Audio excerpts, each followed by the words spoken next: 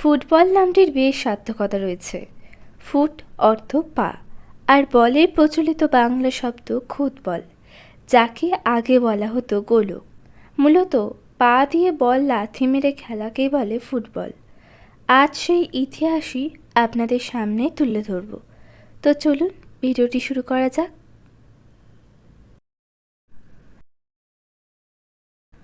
বল লাথি দিয়ে খেলতে হয় এমন খেলার ব্যাপারে প্রথম জানা যায় চীনাদের ইতিহাস থেকে। হান রাজবংশের সময় দ্বিতীয় ও তৃতীয় খ্রিস্টপূর্বাব্দে চীন দেশে একটি খেলা প্রচলিত ছিল, যার নাম কুজু, যা সরাসরি ইংরেজির কবলে দাঁড়ায় কিকবল। কুজু খেলাটি খেলা হতো একটি গোল বল দিয়ে। পশম কিংবা পালককে চামড়া দিয়ে মুড়ে বানানো হতো বল। এরপর চার কোণা একটি মাঠে হতো সেই খেলা। সময়ের সাথে সাথে যা ছড়িয়ে পড়ে মালয় উপদ্বীপে, ধীরে ধীরে জাপান, প্রশান্ত মহাসাগরের অন্য দ্বীপ এবং অস্ট্রেলিয়াতেও ছড়িয়ে পড়ে কুজুর মতো খেলা। জাপানিজরা যাকে বলতো খেমারি। অন্যদিকে অস্ট্রেলিয়াতে এর নাম ছিল মানগু। 1800 শতকেও অস্ট্রেলীয় আদিবাসীরা গাছের পাতা ও মূল দ্বারা বল বানিয়ে খেলা করত। এছাড়াও বল লাথি দিয়ে খেলার প্রচলিত ছিল প্রাচীন গ্রিক ও রোমান সভ্যতায়, তবে সেসব অঞ্চলে খুব বড় আকারে এই খেলা হতো না। যদিও গ্রেট ব্রিটেনে এই খেলাকে পৌঁছে দেয় রোমানরাই। পরবর্তীতে ব্রিটিশরাই এই খেলার প্রচলন ঘটায় বিশ্বজুড়ে। ব্রিটেনকে বলা হয় আধুনিক ফুটবলের জন্মভূমি। সেই 1200 শতাব্দীতে ইংল্যান্ডের মাঠে ঘাটে খেলা হতো ফুটবলের সাথে সাদৃশ্যপূর্ণ নানা খেলা। তবে সেসব খেলায় নিয়মের বালাই ছিল না বললেই চলে। এমনকি পায়ের পাশাপাশি হাতের ব্যবহার হতো দেদারসে। অনেক সময় এসব খেলায় অনেক বেশি মানুষ অংশগ্রহণ করত। ফলস্বরূপ হাতাহাতি, মারামারি, এমনকি মৃত্যুও হয়েছে অনেকের। খেলাকে কেন্দ্র করে বাড়ি ঘর ভাঙচুর হতো প্রায়শই। আর এইসব অনিয়মে বিরক্ত হয়ে রাজা দ্বিতীয় এডওয়ার্ড সব শহর থেকে এই খেলা নিষিদ্ধ করেন। পরবর্তীতে 1349 সালে তার ছেলে তৃতীয় এডওয়ার্ড পুরো ব্রিটেন থেকেই এই খেলা নিষিদ্ধ করেন। কিন্তু রাজা সপ্তম হেনরির ফুটবলের প্রতি বেশ অনুরাগ ছিল। তার রাজকীয় জুতার সম্ভারে ফুটবল খেলার জন্য 45 জোড়া ভেলভেট ও 1 জোড়া চামড়ার জুতা দেখলেই তা বোঝা যায়। তবে তার স্থূলতার কারণে এই খেলায় তিনি তেমন পারদর্শী ছিলেন না।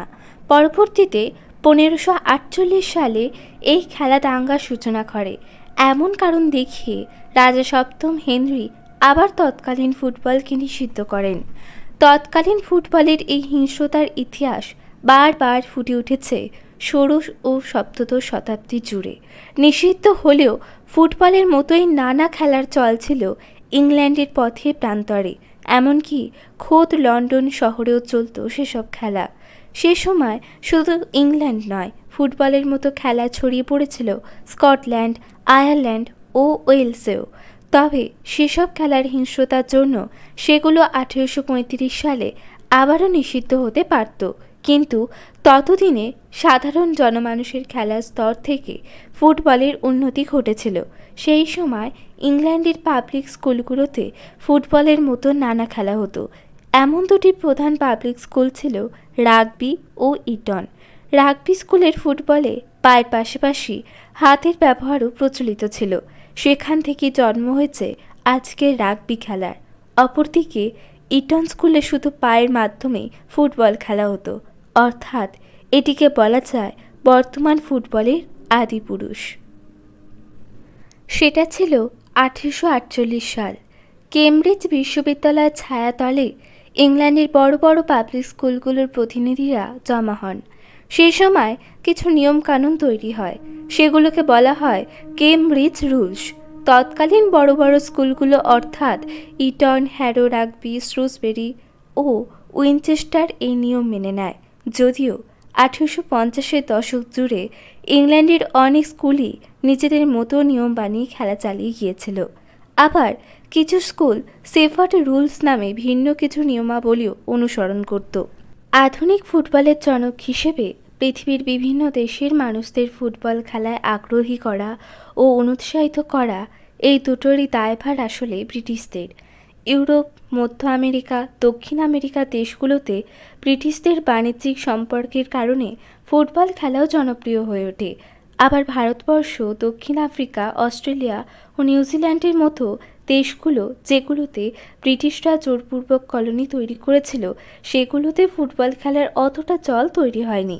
ওইসব দেশে ক্রিকেট, রাগবির মতো খেলা প্রচলিত হয়ে গিয়েছে। এছাড়াও ইংল্যান্ড ও অন্যান্য অনেক দেশ ফুটবল খেলোয়াড়দের মধ্যে শ্রেণীর পার্থক্য ছিল চোখে পড়ার মতোই। যেমন ইংল্যান্ডের ফুটবল দলে সকল শ্রেণীর খেলোয়াড় কিছু কিছু করে থাকলেও অধিকাংশ খেলোয়াড়ই নিচু শ্রেণী থেকে উঠে এসেছিল। আবার ডাচদের ক্ষেত্রে ফুটবল খেলোয়াড় হিসেবে উঁচু শ্রেণীর মানুষরাই বেশি অংশ নিতে পারত। ফুটবল খেলায় সেই সময় জাতীয় দলের খেলায় তুলনায় ক্লাবের খেলাগুলোই বেশি গুরুত্ব পেত। প্রথমে শুধুমাত্র ব্রিটিশ ক্লাব গঠন শুরু হলেও পরে একে একে অনেক দেশে ফুটবল ক্লাব তৈরি হয়, যা খুবই দ্রুত ফুটবলকে জনমানুষের কাছে পরিচিত করে তোলে। তো এই ছিল আমার আজকের ভিডিও। আমার ভিডিওটি যদি আপনাদের ভালো লেগে থাকে, আমার চ্যানেলটিকে সাবস্ক্রাইব করে আমার পাশে থাকবেন। দেখা হচ্ছে পরবর্তী অন্য কোনো ভিডিও নিয়ে।